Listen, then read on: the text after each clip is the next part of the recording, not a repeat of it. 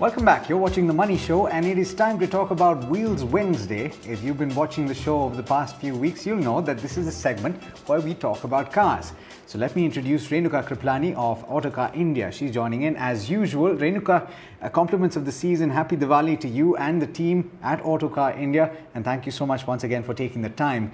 I do want to start by asking about hatchbacks, because this is something that was associated with India for the longest time. The first question is it still the first choice for first-time car buyers? Thank you, Alex, for having me as always, and a happy Diwali to the entire team there as well. Hatchbacks definitely have become a lot slower now. Yes, first-time car buyers are still considering this because it's an easy segment to get into. It's affordable, it's accessible. But strangely, even the highest selling car, Alto, has seen a slowdown while the CNG is still doing well. The petrol one, is the only one without a waiting list. So if you're looking to get a car immediately, you can get an Alto right away. Interesting. I thought that this would be a great time to talk about which car you can consider in several segments, because incidentally, people are going out and buying. In fact, the producer of this show just bought a car and gifted it to her family in the hatchback space. So I thought let's divide it into three categories, Renuka. Sub 5 lakhs, 5 to 10 lakhs and above 10 lakhs, which I think can go up to the very expensive cars as well. Which, according to you, are the top picks in each of those segments? So in the sub 5 lakhs, I think it still is the Alto that reigns there, but you also have the Tiago, which is a very good buy, a spacious, nice car. And then, above 5 lakhs, you have the Maruti Suzuki Swift. Again, Tata has its Altroz there, which is a good buy as well. You also can get a base version of the i20, which is very good value in that segment. And as you go higher up, in the 10 lakh bracket, you have the fully loaded i20, which is really, if you want one of those fully loaded hatchbacks, which, gives you a great feel as premium, that's a good buy over there. You have the Jazz, you have the Baleno and Glanza over there as well in those segments. So those are picks in each segment, although, the Baleno is just now suffering a bit because it recently hasn't scored a very great safety rating, but that people have to understand is Latin NCAP.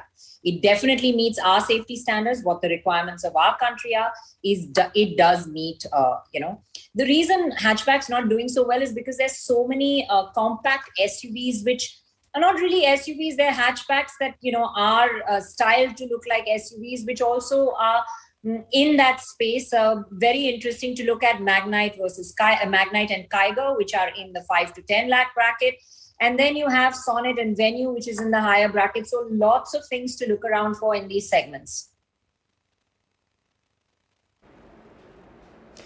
Like you're saying, the lines are blurring, Renuka. And I think for a country that I think loves SUVs now, perhaps we need to reclassify things altogether. I think the old definition stopped working quite a while back. So if somebody is still considering going for a car in, say, even the 5 to 10 lakh segment, I would actually think that these people would be more conscious of the amount that they're spending on economy.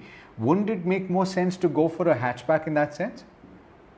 A lot of these compact SUVs give you, you look at Tata Punch that's recently come out, you're going to, they promise great economy. But if you're looking for economy, then wait for the Celerio. It's round the corner, and Maruti Suzuki promised that it's going to be the most fuel efficient one around. So that is something to look forward to. And if money is no criteria for you and you really don't care and you want a nice hot hatch, then Mercedes have also, announced that they're going to bring their A45, which is it's a fabulous car. So yeah, at all ends of the spectrum, there is something for someone. I'm sure. And we've at least hopefully, Renuka, with your help, gotten people to be able to narrow their list down. It's been an absolute pleasure. Once again, compliments of the season, and thank you so much for taking the time. Thanks, Alex. Happy Diwali to you as well. All right, on that note, we are at the end of this edition of The Money Show. It's been an absolute pleasure bringing it to you. Do stay tuned, lots more coming up over the course of this day, as well as over the course of the next couple of days. Happy Diwali.